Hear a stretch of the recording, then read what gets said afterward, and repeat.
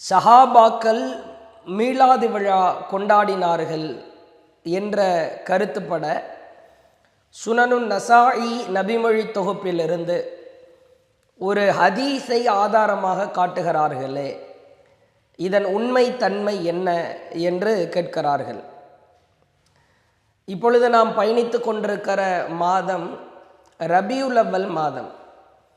ரபியுல் அவ்வல் மாதத்தில் நபிகள் நாயகம் ஸல்லல்லாஹு அலைஹி வஸல்லம் அவர்கள் இந்த மாதத்தில்தான் பிறந்தார்கள் என்று வரலாற்று நூல்களிலே நம்மால் பார்க்க முடிகிறது.